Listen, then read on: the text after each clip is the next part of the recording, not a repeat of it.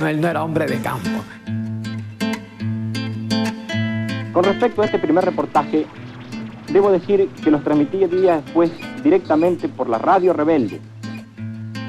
Recién cuando creí concluida mi labor y estaba de regreso en La Habana, preparando mi salida a Buenos Aires, me enteré que los dos reportajes habían sido transmitidos por varias radios, pero que mi emisora no los había captado. Por otra parte, los técnicos de la emisora Rebelde habían sido asesinados. Perdidas entonces todas las esperanzas de recuperar mi trabajo, decidí hacerlo de vuelta. Esta vez, el viaje a pie duró 9 días. La temporada de las lluvias y había convertido los montes en lodazales. La grabación, sé que tuvo algún problema técnico y regresó. Entrevistó a Fidel, que es a lo que él fue. Pues se la tuvo que hacer 2 veces.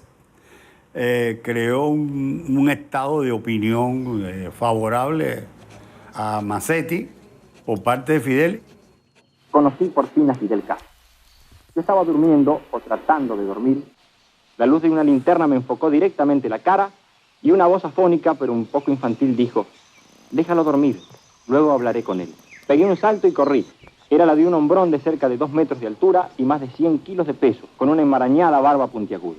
Doctor Castro, grité. ¿Qué tal?, me dijo a modo de saludo. ¿Cómo anda Frondizi? ¿Está contento? Caminé a su lado cerca de 2 horas hasta el lugar de su comandancia y convinimos que a la tarde grabaríamos un reportaje para Radio El Mundo. ¿De dónde logró el armamento con que actualmente cuenta? Realmente puedo asegurarle que la casi totalidad de las armas que nosotros poseemos se la hemos arrebatado al ejército de la tiranía. Los verdaderos abastecedores de nosotros son los soldados del dictador Batista. ¿Usted considera que cuenta con suficientes elementos como para realizar esa guerra abierta contra Batista? No importa la diferencia en armas. Lo que importa aquí es la diferencia en moral, la diferencia en razón, la diferencia en entusiasmo y en valor. Porque aunque ambos ejércitos son cubanos, no combaten igual los hombres por un sueldo que por un ideal. Me despedí por segunda vez de Castro. Llovía con la fuerza tropical de la primavera cubana.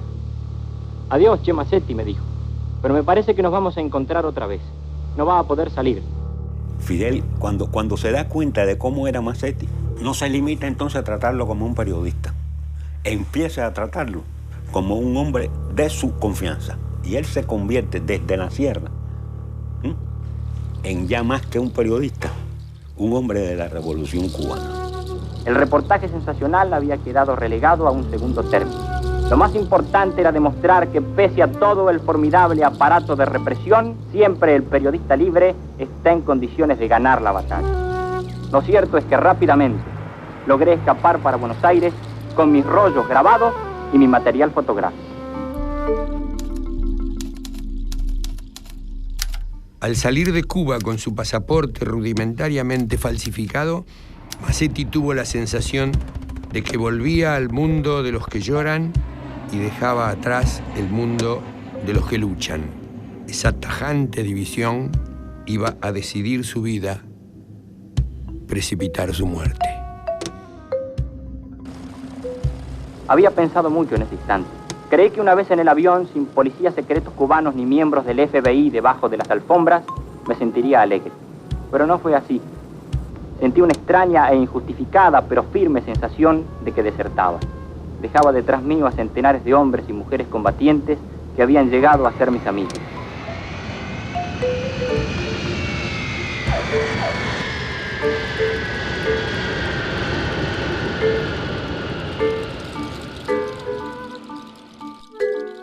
Primero, esto es de lo más insólito, estoy hasta nervioso, esto de medio un reportaje mío. Usted es una persona importante hoy. Bueno, ¿Cuánto tiempo estuvo en Cuba, Mazzetti? alrededor de 2 meses y medio. ¿Pudo llegar a Sierra Maestra? Sí, estuve en Sierra Maestra, hice transmisiones directamente por Radio Rebelde, luego me enteré que no se habían podido captar bien en Buenos Aires, volví a subir a la sierra, donde permanecí la última vez 11 días. ¿Estuvo con Fidel Castro? Sí, estuve con Fidel Castro y con nuestro compatriota, el famoso Che Guevara. ¿Pudo presenciar alguna acción bélica, Mazzetti? Sí, en realidad estuve en muchas emboscadas, en combates importantes en uno solo, en el registrado en la zona del Pozón.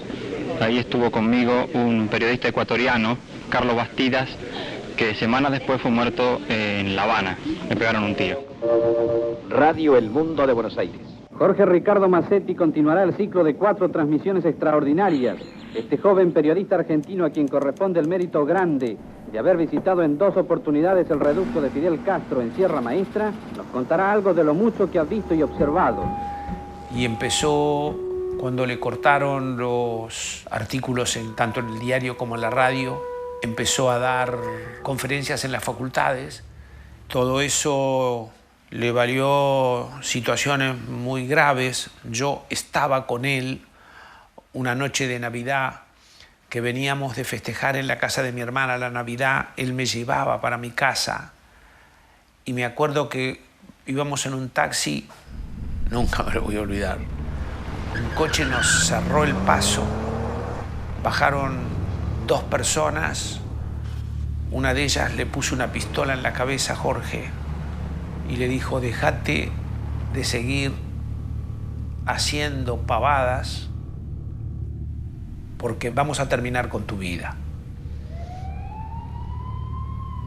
Y siguió dando conferencias en las facultades hasta que pusieron una bomba en la casa de él. Y ahí se asustó mucho por su familia, por sus hijos y por Dorita. Y los mandó a Montevideo. Se sentó a escribir Los que luchan y los que lloran. Encontró la empresa que le editaba el libro y el libro salió a plaza. Y después siguió por América Latina. Estuve en Cuba cerca de 70 días, 40 de los cuales viví en las montañas, llevando la vida de los soldados y los campesinos. Y durante ese mes y días que permanecí en lo que los revolucionarios llaman con orgullo Cuba liberada, tuve la sensación de estar asistiendo a una permanente clase en esa dura pero efectiva escuela de moral que es la Revolución Cubana.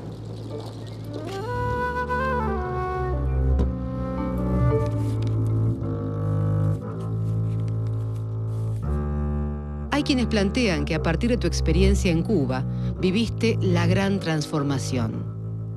No estoy de acuerdo. Se encontraban en vos las ideas, o quizá no ideas, sino convicciones, y allí tuviste la posibilidad de hacerlas realidad. Los que luchan y los que lloran de Masetti fue un disparador en un momento histórico de la Argentina y del mundo, si vamos al caso. Yo personalmente me identifiqué que no era de los que lloraban, sino de los que querían y pretendían luchar. Entonces ese libro a mí me motivó para decir, yo quiero estar allí. La misma cosa que sintió él, pero que él lo sintió porque estaba allá. Yo lo vi a través de suyo, ¿no? A través de leer su libro, ¿no? Y entendí que eso realmente era una cosa nueva en Latinoamérica, ¿no? Era un camino nuevo que lo hacíamos nosotros, los jóvenes.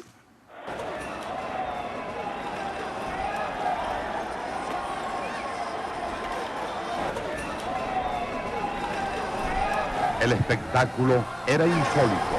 Los barbudos se confunden con los soldados y oficiales del ejército. El comandante Camilo Cienfuegos es entrevistado por la prensa nacional y extranjera. El Che los manda a buscar desde los primeros días de enero a su mamá, a su familia y a Masetti. Va a ver a la madre de Che Guevara y le cuenta el tipo de relación que ha hecho con Che. Y ella le dice, bueno, tiene que haberlo distinguido mucho usted porque él es muy difícil, él es un tipo muy difícil, quería que su hijo era muy difícil, usted tiene que haberle impresionado mucho. Y viajan juntos a La Habana. Ahí es donde empieza su contacto con la Revolución Cubana.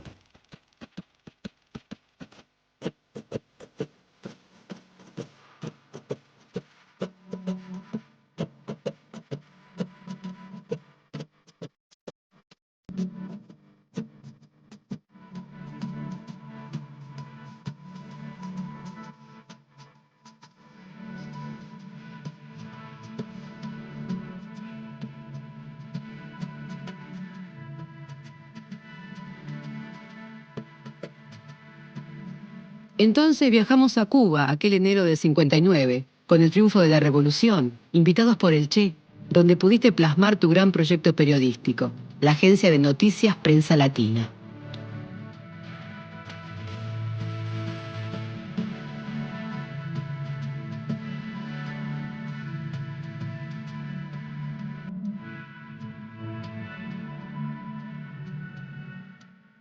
En su primer discurso, cuando Fidel llegó a La Habana, creo que fue un 9 de enero el discurso, y él dijo que lo más difícil empezaba ahora, que se había ganado la guerra, pero que aquello no era difícil. Lo difícil era a partir de ahora. La hora de júbilo se trocó en la hora de la justicia revolucionaria. Los responsables de torturas y muertes tenían que comparecer ante los jueces para expiar sus crímenes. Porque en ese momento había los juicios esos, un momento en que se hacían en lo que se llamaba el Palacio de los Deportes. Y fue una cosa de un impacto tremendo, ¿no?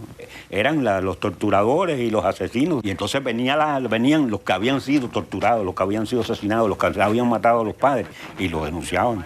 Eso era la televisión. Vamos a declarar. El relato impresionante provocó la ira del pueblo que clamaba justicia. ¿Quién obligaba a la revolución? ¿Quién obligaba a los dirigentes de la revolución a que se juzgaran a los asesinos? Las mismas víctimas de la población, la gente que había sufrido, que le habían matado a su familia, a sus hijos, que habían visto torturar a sus hermanos.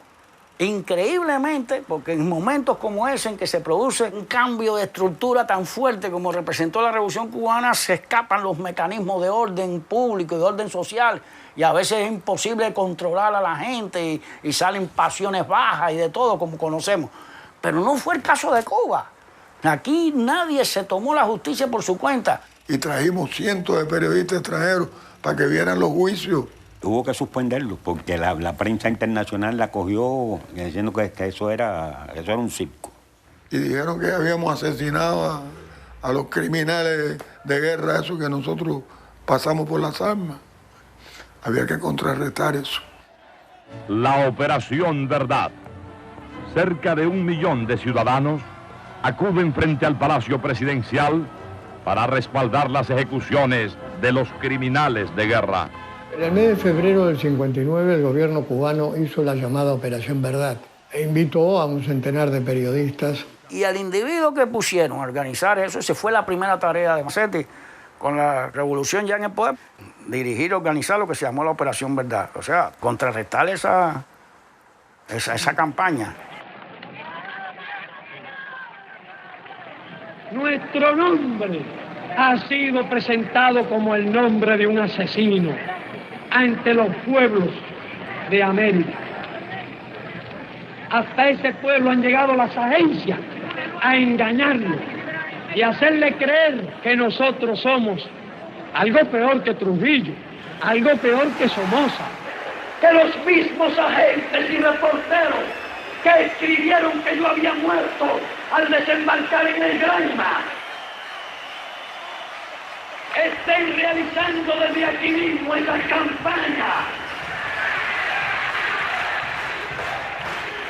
y se olvidan que a nosotros cuando estábamos en la Sierra Maestra no pudieron derrotarnos con la calumnia.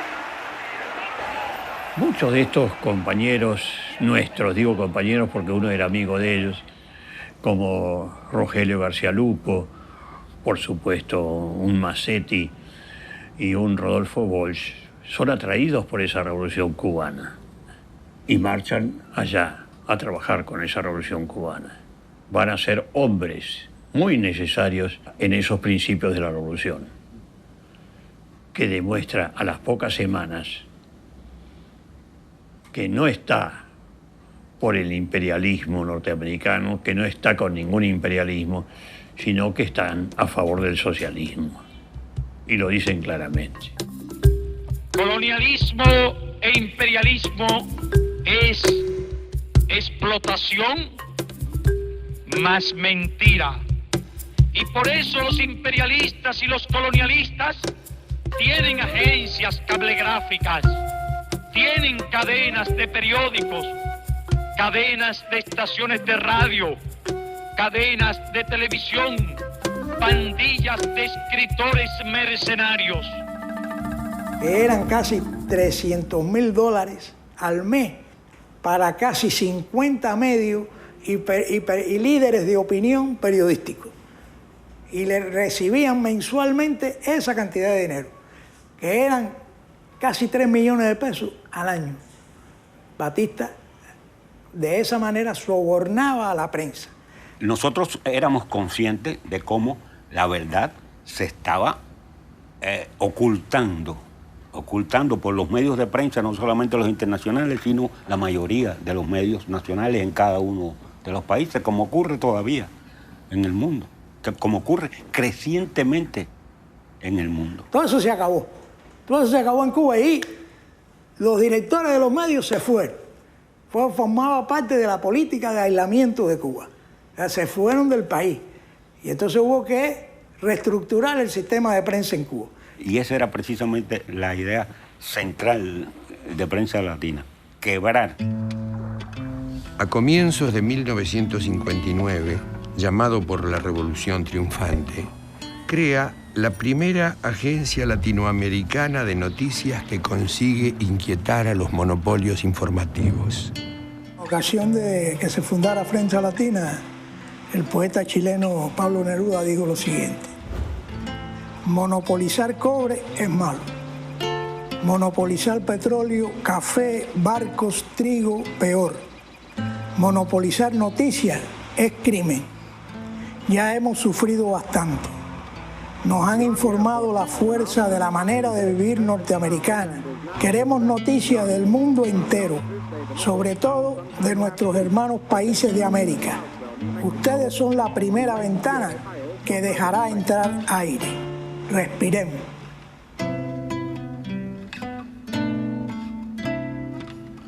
Aquí llegaba lo que mandaba la UPI, la AP y eso, punto, y ya, se acabó. Aquí no había nada, ni había una agencia de noticias, ni nada. Y además yo te invito, si crees que estoy equivocado, a que vaya a la biblioteca y coja los periódicos de aquella época y vea que ahí no hay nada. Que la existencia de Prensa Latina fue una idea de Che, pero el que la hizo en la práctica fue Jorge Masetti.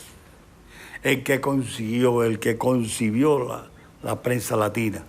Cómo fue, sin mucho dinero, aunando y buscando los equipos de comunicación, los teleprompters, toda esa serie.